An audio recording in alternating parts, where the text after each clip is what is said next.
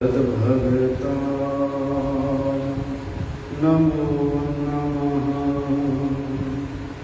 वाञ्छाकल्पतरुभ्यश्च कृपा सिन्धुभ्यैव च पतितानां पावनेभ्यो वैष्णवेभ्यो नमो नमः। पतितपावनं परम करुणामय परम आराध्यं पावनं नित्य लीला प्रविष्ट ओम विष्णुपाद परमहंस परिव्राजकाचार्य अष्टोत्तर शतश्री श्रीमद् श्री भक्तिवल्लभ तीर्थ गोस्वामी महाराज के श्री चरण कमल में अनंत कोटि साष्टांग वर्तमान करते हुए उनकी अहेत विधि का प्रार्थना करता हूँ। आज श्रीधाम नीलाचल गुंडीचा मंदिर मार्जन का महामहोत्सव तिथि है। वहाँ पर भगवान जगन्नाथ जी की रथ यात्रा के एक दिन पहले गुंडीचा मंदिर मार्जन होता है। क्यों होता है? क्योंकि भगवान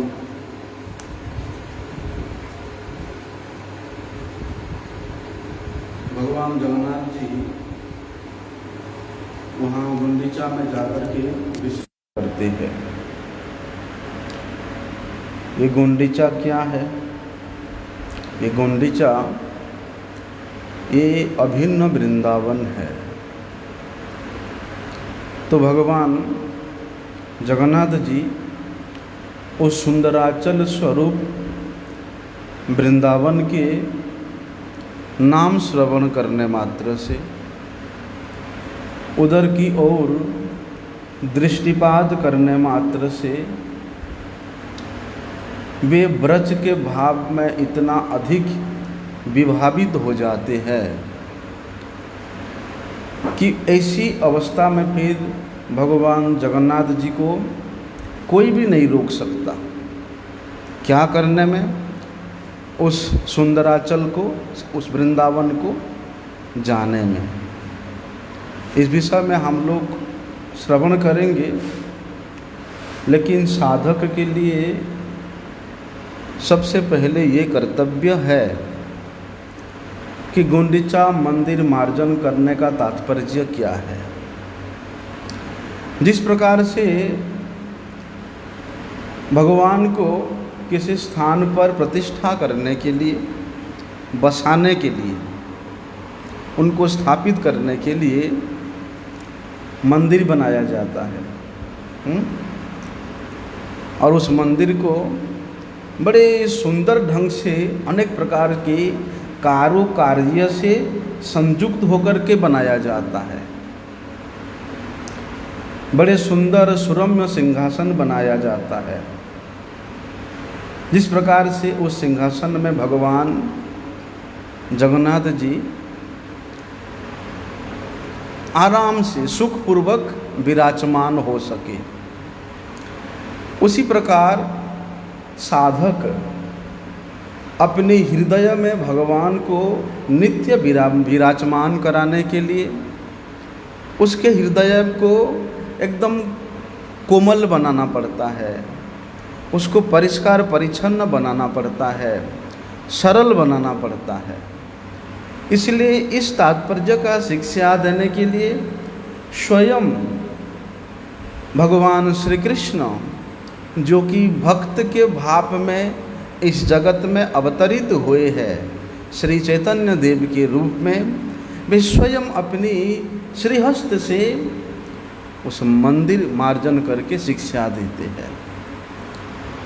क्या जरूरत है अपने हृदय में भगवान को विराजमान कराने का? प्रायशः देखा जाता है कि जगत की सृष्टि करने वाले, पालन करने वाले भगवान वे एक ही है, लेकिन उन भगवान को जानने के लिए, उन भगवान की कृपा को अनुभव करने के लिए बोलते भक्ति का आश्रय लेना पड़ता है। भक्ति के द्वारा जिस प्रकार से उस परम पुरुषोत्तम भगवान को जाना जा सकता है, और किसी साधन के द्वारा इतना सुगमता से वे अपने आप को नहीं जनाते। इसलिए भगवान कहते हैं कि भक्त्या माम अभिजानाति, कि मेरे भक्ति के द्वारा ही मेरा भक्त मुझे जान सकता है। इसलिए भगवान अपने भक्त के भाव के अनुरूप अपनी अलग अलग स्वरूप को प्रकट करते हैं। किसके सामने प्रकट करते हैं? भक्त के सामने।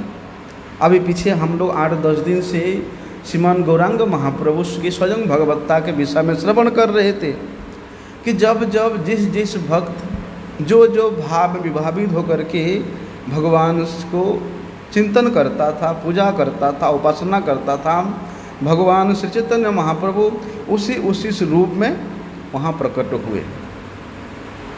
थोड़ा सा कूलर बंद करने को बोल दो ना, कर देंगे महाराज।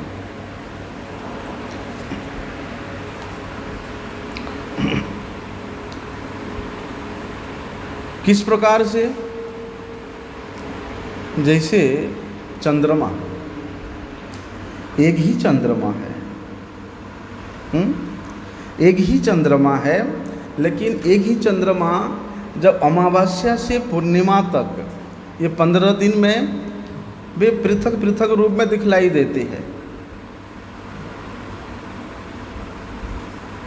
लेकिन प्रत्येक अवस्था में, चाहे अमावस्या से पूर्णिमा तक, चंद्रमा का अलग अलग स्वरूप में, अलग अलग आकार में दर्शन होने पर भी चंद्रमा तो एक ही चंद्रमा है। और उस चंद्रमा का अलग अलग नाम में भी है। प्रतिपदा का है, एकादशी का, द्वादशी का, त्रयोदशी का, चतुर्दशी का, अलग अलग तिथि के अनुसार, अर्थात अलग अलग चंद्रमा के आकार के अनुसार, स्वरूप के अनुसार चंद्रमा का अलग अलग नाम भी है, लेकिन है तो एक ही चंद्रमा। बोलते उसी प्रकार भगवान भी एक ही है, लेकिन वे भगवान जब अपना संपूर्ण वैभव को, संपूर्ण माधुर्य को लेकर के प्रकाशित होते हैं, तब वे श्री नंदन के कृष्ण के रूप में जाने जाते हैं। बोलते वे ही भगवान देश काल पात्र के अनुसार अपने वैभव को, वैभव के अंश को प्रकाशित करके अनंत रूपों में, अलग अलग स्वरूपों में भगवान अवतार लेते हैं, असंख्य अवतार लेते हैं। किस प्रकार से? जिस प्रकार से उस अक्षुण्ण सरोवर से छोटे छोटे असंख्य धारा प्रवाहित होता है, बोलते उसी प्रकार उस परम पुरुषोत्तम भगवान से असंख्य अवतार होते हैं, लेकिन होने पर भी वे सभी अवतार नंदन श्री कृष्ण से अभिन्न है। बोलते हम सब जीव उन भगवान नंदन श्री कृष्ण के विभिन्नांश है। इसलिए तो भगवद गीता में भगवान कहते हैं ममैवांशो जीवलोके जीवभूत सनातन। इसलिए जितने भी जीव है, ना केवल मनुष्य, स्थावर जंगम की पशु, जितने भी जीव है, स्वरूप से सब भगवान श्री कृष्ण का नित्य दास है। उनकी तटस्थ शक्ति का परिचय है। इसलिए जीव भगवान का नित्य दास है, वे कभी भगवान नहीं हो सकता। दास है, कभी भगवान नहीं हो सकता।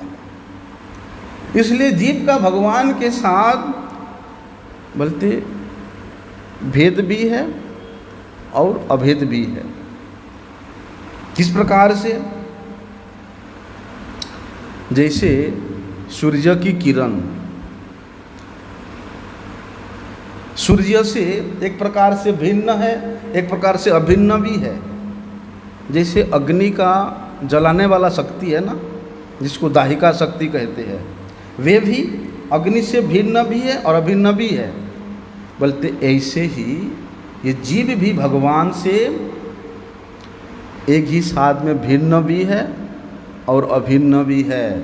इसी को कहते हैं अचिंत्य भेदाभेद तत्व। इसलिए जीव माया के वशीभूत होने के कारण अथवा माया के वशीभूत होने योग्य है, लेकिन भगवान उस माया का नियंता है, नियंत्रण करने वाले है। तो इस स्थल पर विचार करो, जीव और भगवान में नित्य भेद है कि नहीं है? एक माया वश है और एक माया का नियंता है। तो फिर एकीभूत कहाँ से है? बोलते जीव स्वरूप से चिद वस्तु है।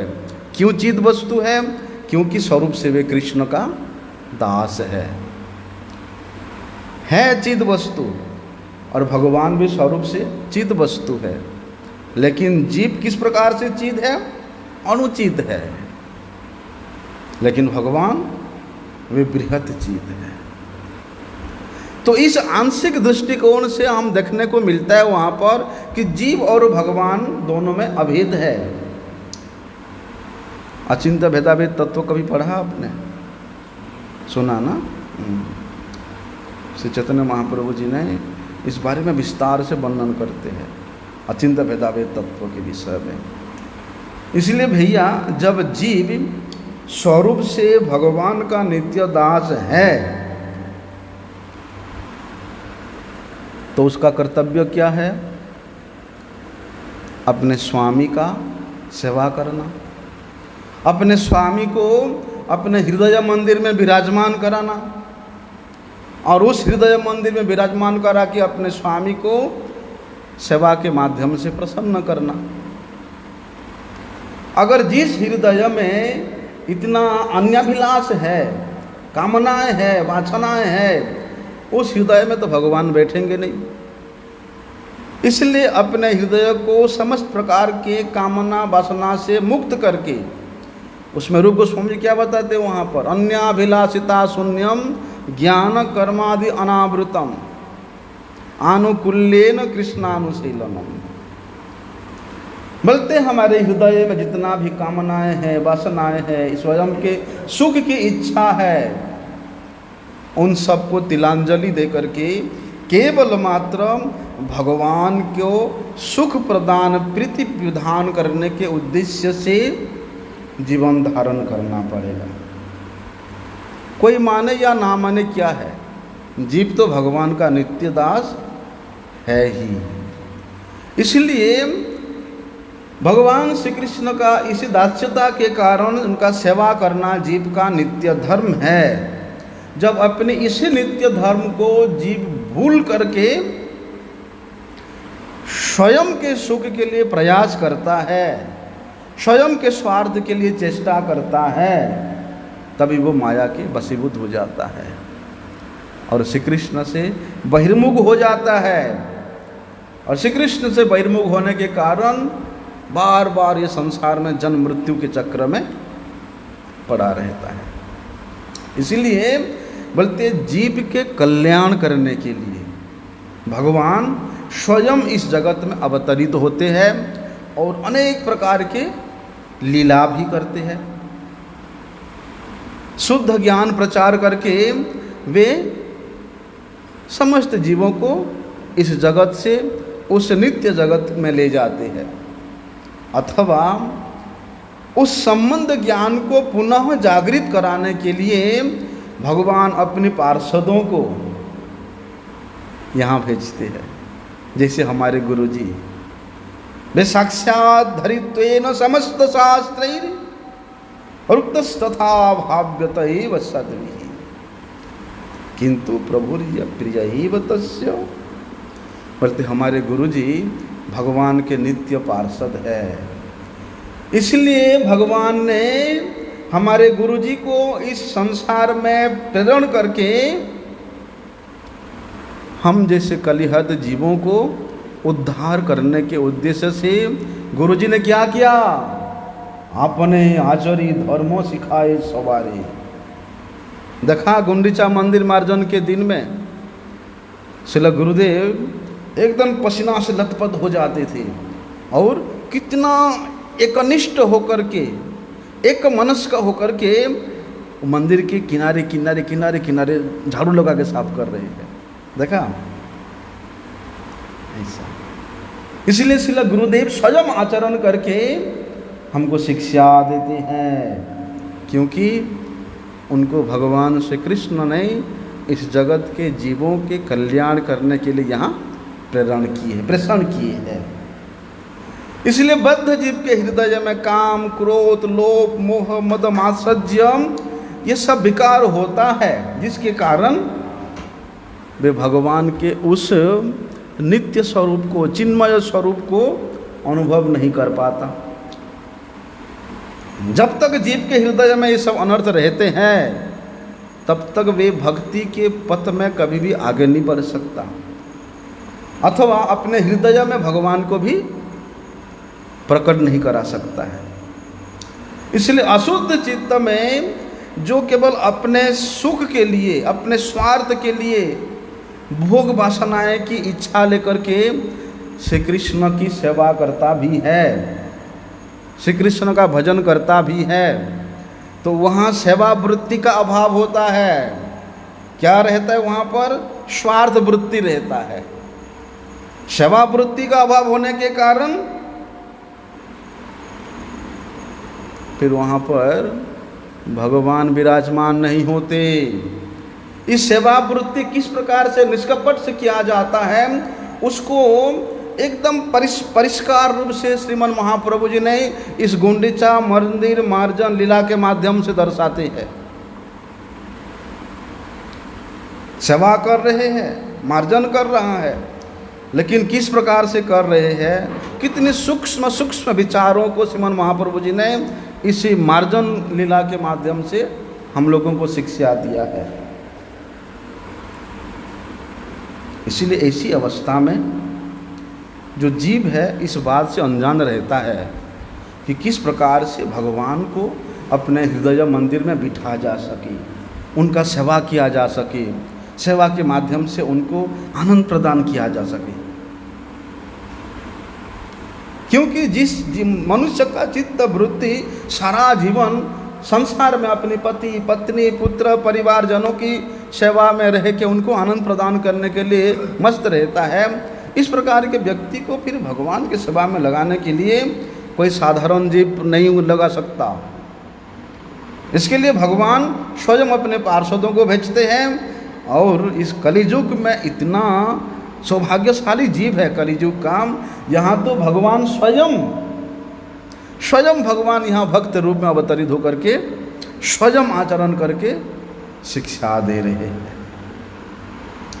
इसलिए भैया उस निर्मल प्रेम को, उस भगवत प्रेम को अपने हृदय में जागृत करने के लिए, धारण करने के लिए अपने हृदय समस्त प्रकार के अनर्थों को दूर फेंकना पड़ेगा और हृदय को शुद्ध करना पड़ेगा। यही है गुंडीचा मंदिर मार्जन करने के लिए तात्पर्य। साधक के हृदय के प्रतीक है गुंडीचा मंदिर। किस प्रकार से श्रीमन महाप्रभु जी ने वहाँ ये लीला का अभिनय किया। श्रीमन महाप्रभु जी पुरी में पहुँचने से पहले ही, पुरी में अभी नहीं आए थे, उससे पहले तो ये गुंडीचा मंदिर मार्जन तो होता ही था, ये तो अनादिकाल से चले आ रहे हैं। लेकिन जो लोग मार्जन करते थे वे तो राजा के कर्मचारी लोग थे, और कर्मचारी तो कैसे करेगा, पैसे लेने के लिए करता है, उसको वेतन मिलता है ना। वेतन लेके वे कर्मचारी लोग क्या करते थे, उस गुंडीचा मंदिर का मार्जन करते थे। वहाँ किसी प्रकार के भक्ति भाव नहीं था, सेवा भाव नहीं था, हैं, प्रीति भाव नहीं था। वहाँ तो केवल पैसे मिलता है तो वो लोग काम करते थे। तो जहाँ पर प्रीतियुक्त होकर के सेवा नहीं होता, ऐसी सेवा में भगवान प्रसन्न नहीं होते। इसीलिए जगन्नाथपुरी में जब श्रीमन महाप्रभु जी उपस्थित थे तब उन्होंने राजा के पास संदेश भेजा। किसके हाथ से भेजा? काशी मिश्र। ये काशी मिश्र कौन है? ये पुरी के राजा के गुरु है। तो राजा के गुरु काशी मिश्र के हाथ में श्रीमन महाप्रभु जी ने राजा के पास संदेश भेजा। क्या भेजा? कि मैं स्वयं अपनी परिकरों के साथ गुंडीचा मंदिर मार्जन करने का इच्छा है, इसलिए आप उसके लिए अनुमति प्रदान करें। क्योंकि राजा है, राजा से तो अनुमति लेना पड़ेगा।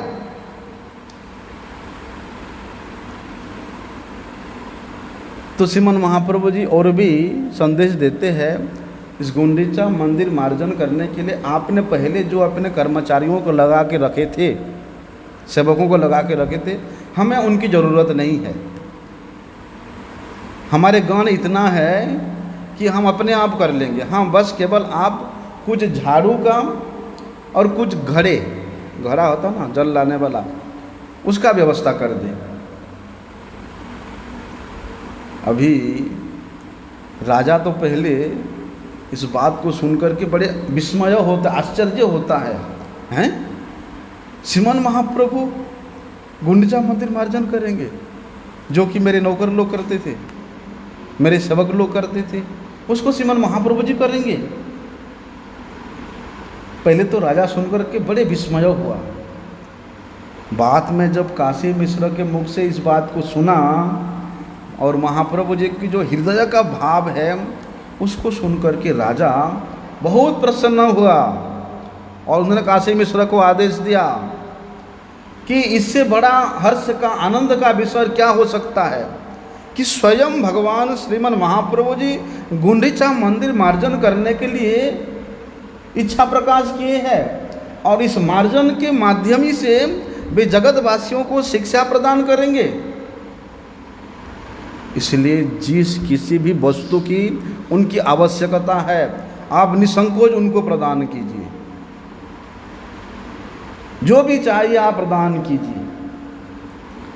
अभी अगले दिन सुबह सुबह गुंडीचा मंदिर मार्जन करने के उद्देश्य से वहाँ पर गुंडीचा मंदिर के सामने एकत्रित होने लगे।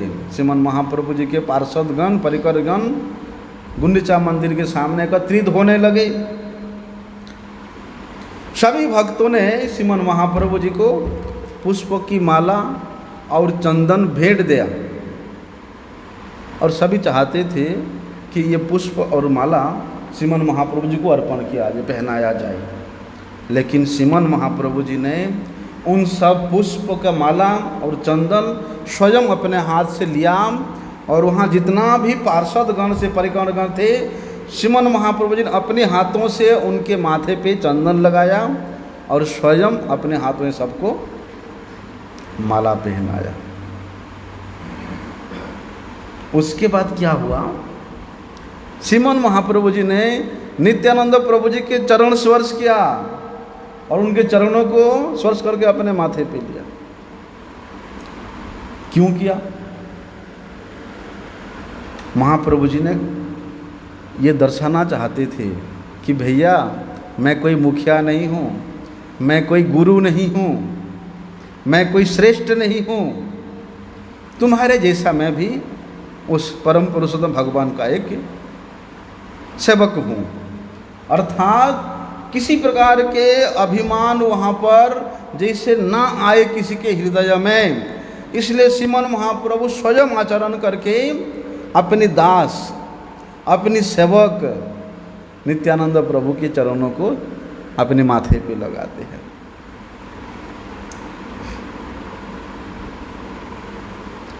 और सभी को, जितने भी वैष्णव जन थे, सभी को वे अत्यधिक सम्मान पूर्वक, आदर पूर्वक उस सेवा में प्रवृत्त कराने के लिए शिक्षा देते हैं। लेकिन ये भी कहते श्रीमन महाप्रभु जी, मुझे किसी का आदर करने का, सम्मान करने का कोई आवश्यकता नहीं है। इसलिए श्रीमन महाप्रभु जी के साथ वहाँ जितने भी भक्तजन थे, सब कीर्तन करते करते करते करते एक दूसरे के चरण को स्पर्श करने लगे, एक दूसरे के चरण धूल को अपने शीश पे लेने लगे। अभी श्रीमन महाप्रभु जी ने सभी के हाथ में एक एक झाड़ू पकड़ा दिया और सभी भक्त जगन्नाथ मंदिर से गुंडीचा मंदिर की ओर संकीर्तन करते करते गए।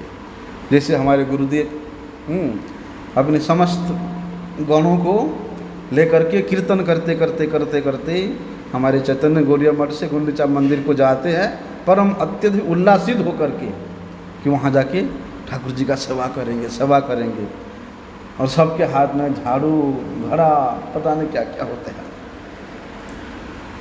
अभी गुंडीचा मंदिर में पहुंच करके सबसे पहले श्रीमन महाप्रभु जी ने झाड़ू से मंदिर का मार्जन करने लगे, बड़े आनंद के साथ ऊपर से नीचे जहाँ जहाँ भी झाड़ू पहुँचता है वहाँ वहाँ श्रीमन महाप्रभु जी रगड़ रगड़ के झाड़ू से साफ करने लगे। बोले श्रीमन महाप्रभु जी को इस प्रकार वहाँ झाड़ू लगाते हुए देख करके जितने भी भक्त थे, सैकड़ों भक्त, सब झाड़ू लेकर के मंदिर का मार्जन करने लगे।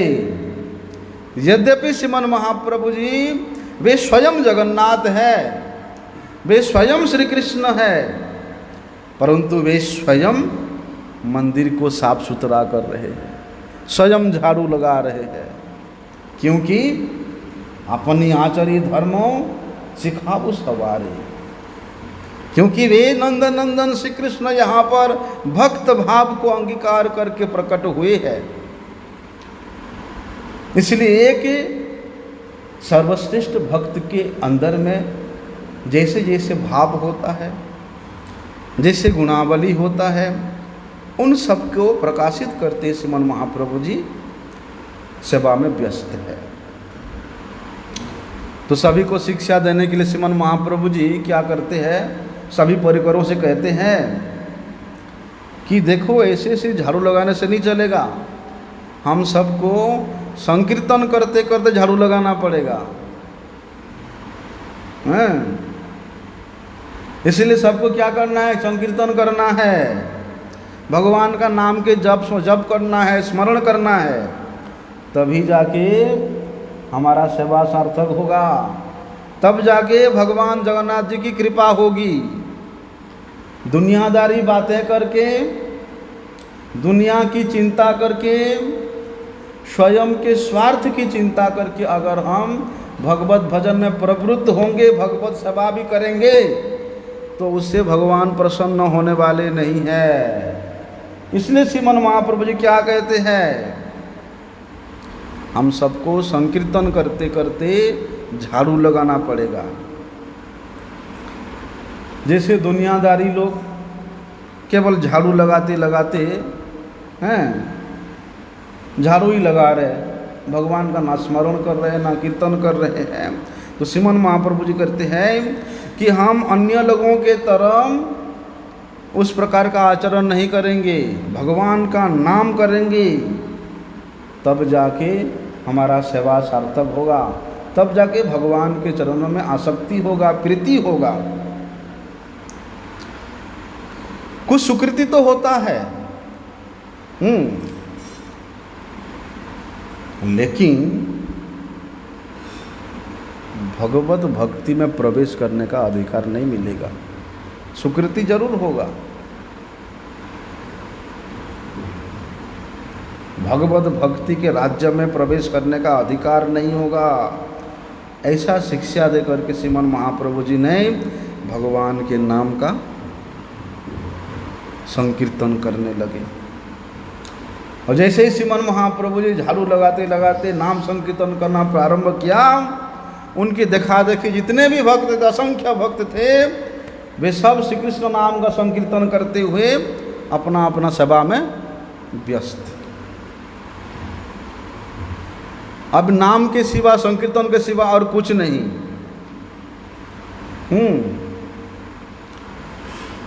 अगर किसी को कोई वस्तु भी चाहिए ना, मांगने नहीं है, कृष्ण कृष्ण जय जगन्नाथ, इस प्रकार से। जैसे वृंदावन में हमारे यहाँ पर क्या होता है, रिक्शा वाला भी हॉर्न नहीं बजाएगा, राधे राधे बोलते आदमी समझ जाएगा कि रिक्शा आ रहा, साइड हो जाएगा। आजकल तो शुरू हो गया हॉर्न फॉर्न बजाना, हैं 15-20 साल पहले हमने देखा हैं कोई हॉर्न नहीं बजता था वृंदावन के गलियों में, हैं हाँ कोई हॉर्न नहीं बजता था, सब राधे राधे बोलते थे, टेम्पो वाला भी राधे राधे बोलता था। आजकल हॉर्न फॉर्न सब लगा दिया इसे। इसलिए श्रीमन महाप्रभु जी ने सभी भक्तों को सबसे पहले झाड़ू के द्वारा वहाँ जितने भी तृण था, कंकड़ था, उन सबको, छोटे छोटे पत्थर था, उनको उखाड़ करके मंदिर से बाहर फेंकवाया। उसके बाद श्रीमन महाप्रभु जी भक्तों से कहते हैं कि मैं देखना चाहता हूँ कि कौन सबसे ज़्यादा तृण, कंकड़, पत्थर एकत्रित करता है, मैं देखना चाहता हूँ। इसलिए प्रत्येक व्यक्ति को श्रीमन महाप्रभु जी ने, भाई जो जितना झाड़ू लगा करके तृण, कंकड़, पत्थर एकत्रित करेगा वो सब करके अपनी गमछा में बांध करके रखना, फेंकना नहीं। ऐसा अभी क्योंकि कुछ लोग नहीं तो सेवा करने का अभिनय दिखा करके हैं अपने आप को ठगेंगे, होता ना, अरे नहीं अभी दूसरा सेवा करना पड़ेगा, झाड़ू मिला है, चुपचाप एक जगह बैठ के थोड़ा थोड़ा ऐसे ऐसे ऐसे ऐसे करता रहूँ। हाँ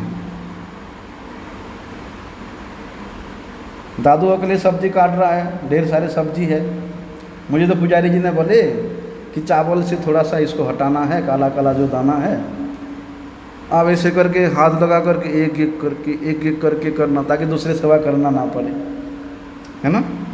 बोलते इसी प्रकार श्रीमन महाप्रभु जी कहते हैं नहीं चलेगा कि जो जितना झाड़ू लगाएगा सबको एकत्रित करके अपने गमछा में बांध के रखना, मैं देखूंगा। अभी सब भक्तों ने श्रीमन महाप्रभु जी के पास जा करके ऐसे जितने इतने बड़े बड़े गुठली बना बना करके सब दिखाने लगे। जिन्होंने बहुत अच्छा से सफाई करके बहुत सा तृण, धूल, पत्थर, कंकड़ एकत्रित किया, महाप्रभु जी ने तो उनका बड़े प्रशंसा किया। और जिन्होंने ठीक से नहीं किया, महाप्रभु जी ने उनको प्रेम पूर्वक डांटा कि तुम सेवा करने का अभिनय कर रहा है, निष्कपट होकर के सरल चित्त से सेवा करो, इस प्रकार प्रेम पूर्वक डांटते हैं। इसके बाद श्रीमन महाप्रभु जी देखते, अरे जो लोग बड़े अच्छे से सफाई करते हैं उनसे कहते हैं कि जो लोग अच्छा से सफाई करना नहीं जानते हैं तुम लोग उनको सिखाओ, उनके हाथ पकड़ पकड़ करके सिखाओ। जो लोगों ने अच्छा करके सफाई करके ढेर सारे कूड़ा करकट एकत्रित किया था, उन लोगों से महाप्रभु जी कहते हैं कि तुम लोग जो लोगों को बेचारों को चलाना नहीं आता, झाड़ू पोंछा, उनको सिखाओ। इस प्रकार सभी भक्तों ने बड़े आनंद पूर्वक वहाँ गुंडीचा मंदिर में झाड़ू लगा करके मंदिर का मार्जन करते हैं। अंत में सब लोगों ने देखा कि ये सब भक्तों ने जितना कूड़ा करकट एकत्रित किए हैं, सबसे ज़्यादा कूड़ा करकट श्रीमन महाप्रभु एकत्रित किए हैं। अर्थात ये सबका मिल के जितना कूड़ा करकट है, श्रीमन महाप्रभु जी का अकेले उतना कूड़ा है।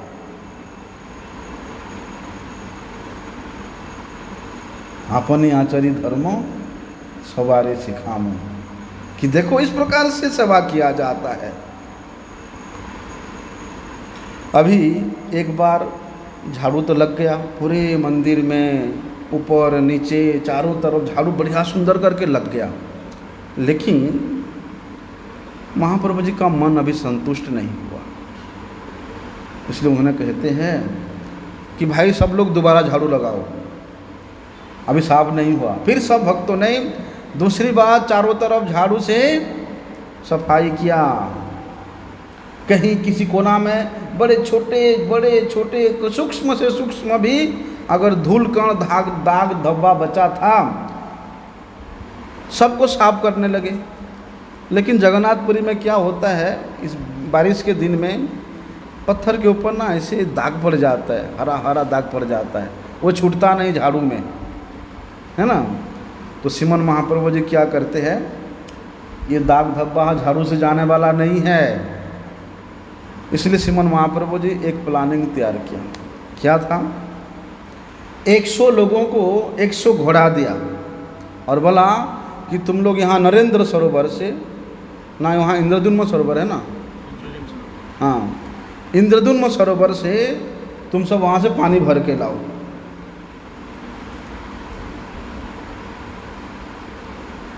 सौ घोड़े दे करके 100 लोगों को उसमें नियोजित किया। जब श्रीमन महाप्रभु जी ने वहाँ से जल लाने के लिए सबको आज्ञा दिया तो लोगों ने 100 घड़ों में एक साथ जल ला करके श्रीमन महाप्रभु जी के सामने रख दिया।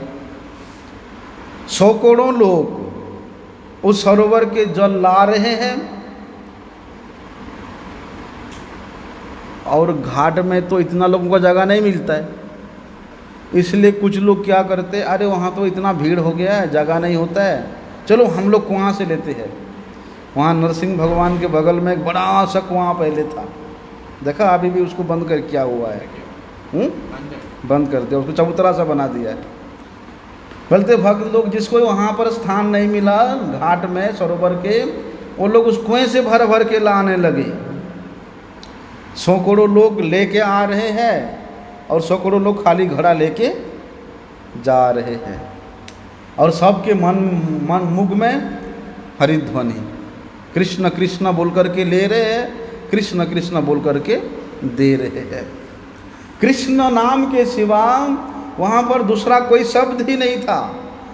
कृष्ण कृष्ण बोल के घड़े मांग रहे, खाली घड़े, कृष्ण कृष्ण बोल के खाली घड़ा दे रहे हैं। हमने देखा यहाँ राधा कुंड में जब सफाई हो रहा था, ऐ भक्त लोग ऐसे लंबे लाइन लगे हुए हैं, 4-5 लाइन चारों तरफ, ऐसे तसल्ला भर भर करके नीचे का जो है कीच उठा उठा के एक दूसरे को दे दे के कहाँ ललिता कुंड तक सब जा रहे हैं। ऐसे ही गुंडीचा मंदिर से वहाँ इंद्रद्युम्न सरोवर तक लाइन लगे हुए हैं और नहीं बोल रहा कि पकड़, बोलते कृष्ण कृष्ण, वो पकड़ के दूसरे दे रहे, फिर दूसरे तीसरे दे रहे, ऐसे खाली घड़ा उधर से आ रहे हैं, कृष्ण कृष्ण कृष्ण कृष्ण बोल के। बोलते इस प्रकार वहाँ पर जितने भी कार्य हो रहा था, कृष्ण नाम की ध्वनि के साथ वहाँ का आकाश मंडल एकदम परिपूर्ण हो रहा था। कृष्ण नाम के अतिरिक्त कोई शब्द वहाँ सुनाई नहीं दे रहा था।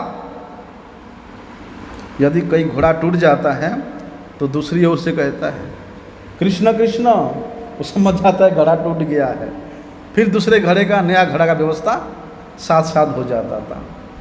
बोलते इस प्रकार गुंडीचा मंदिर को चारों ओर से जल से स्वच्छ करके धोआ गया। प्रत्येक कोने कोने में अच्छी तरह से मार्जन करके स्वच्छ किया जाता है। अभी मंदिर की नाली में इतना पानी बह रहा था, सफाई का पानी नाली में एकत्रित होकर के बह रहता था, तो ऐसा लगता था मानो कोई नदी प्रवाहित हो रहा है कि अचानक गुंडीचा मंदिर में इतना जल कहाँ से आ गया। इतना जल वहाँ एकत्रित होकर के सब लोगों ने सवाल किया। अभी जल में तो उस मंदिर का मार्जन हो गया, लेकिन फिर भी कहीं कहीं धूल का कण अभी भी था। जब श्रीमन महाप्रभु जी देखा कि अभी भी कहीं कहीं ऐसे करके देखते हैं धूल का कण लगा हुआ है, छोटे छोटे दाग धब्बे अभी भी बचे हुए हैं, तब श्रीमन महाप्रभु जी क्या करते हैं, अपनी उत्तरीय वस्त्र को गले से उतार करके उस वस्त्र से ऐसे ऐसे करके रगड़ के साफ करने लग जाते हैं। और जैसे ही सब भक्त देते हैं, महाप्रभु जी अपने कपड़े उत्तरीय वस्त्र लेकर के रगड़ रहे, सब भक्तों ने अपने उत्तरी लेकर के रगड़ के वहाँ पर सफाई करने लग जाते हैं और जितना भी छोटे छोटे दाग धब्बा था उसको स्वच्छ करते हैं।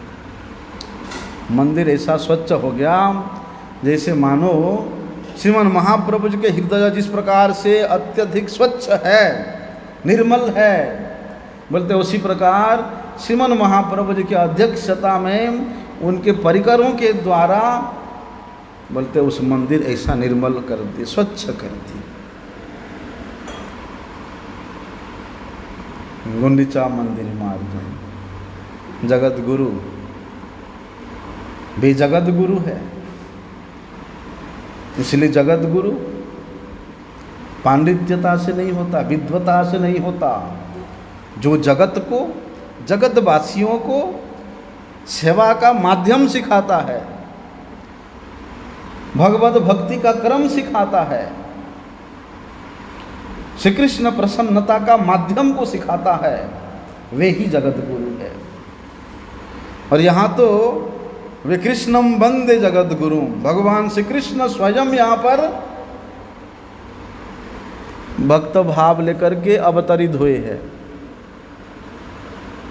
तो वे जगत गुरु श्रीमन महाप्रभु जी इस गुंडीचा मंदिर लीला के माध्यम से हमको क्या शिक्षा प्रदान कर रहे हैं कि यदि कोई सौभाग्यवान जीव अपने इष्ट, अपने प्राण प्रियतम भगवान श्री कृष्ण को अपने हृदय रूपी सिंहासन में विराजमान कराना चाहता है, तो सबसे पहले उसको क्या करना पड़ेगा? अपने हृदय के मल को धो करके, स्वच्छ करके निर्मल करना पड़ेगा।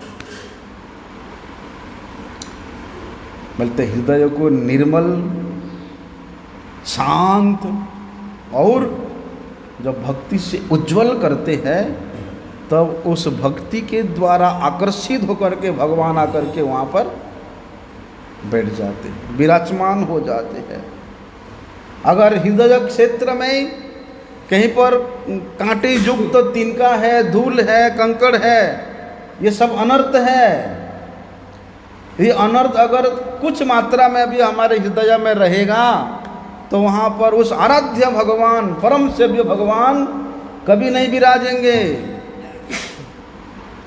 ये है गुंडीचा मंदिर मार्जन का तात्पर्य। इसलिए हृदय का ये मल, यही तो हमारे सब प्रकार के अनर्थ है। क्या अनर्थ है? अन्याभिलाष, कर्म, ज्ञान, योग की चेष्टा, यही सब तो अन्याभिलाष है। इसी को रूप गोस्वामी जी बता रहे हैं, अन्याभिलाषिता शून्यम ज्ञान कर्मणाद्यावृतम आनुकूल्येन कृष्णानुशीलनम भक्तिरुत्तमा।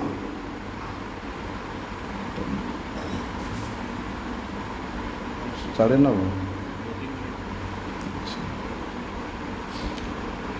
इसलिए जहाँ पर भगवत भक्ति को छोड़ करके और किसी प्रकार का वहाँ अभिलाषा है, ज्ञान, कर्म, योग, तप, जो भी अभिलाषा है, भक्ति के जो प्रतिकूल भाव है, जिसके द्वारा भक्ति ढकी रह जाती है, अर्थात जिन अन्याभिलाष के द्वारा, कर्म के द्वारा, योग के द्वारा, ज्ञान के द्वारा, अपने स्वार्थ के भावों के द्वारा आत्मा की जो स्वाभाविक वृत्ति है, जो नित्य वृत्ति है, क्या है? भक्ति। भक्ति ही हमारे आत्मा का नित्य वृत्ति है, स्वाभाविक वृत्ति है, वो ढकी हो जाती है।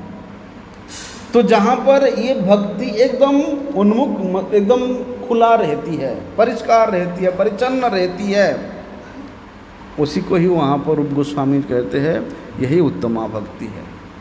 और इसी उत्तमा भक्ति को प्राप्त करने के लिए, इस उत्तमा भक्ति को प्राप्त करके श्री कृष्ण प्रेम में सराबोर होने के लिए ही प्रत्येक जीव का चरम लक्ष्य है। अगर भैया इसी लक्ष्य को प्राप्त करना चाहते हो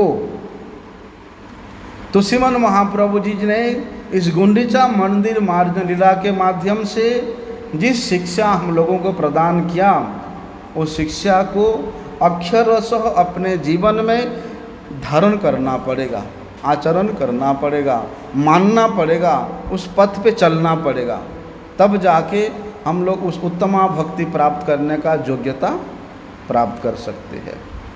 कल हम लोग इस विषय में श्रवण करेंगे कि रूप गोस्वामी जी ने इस अन्याभिलाष के विषय में क्या क्या वर्णन करते हैं। वांछा कल्पतरुभ्यश्च कृपा सिंधुभ्यैव च पतितानां पावनेभ्यो वैष्णवेभ्यो नमो नमः।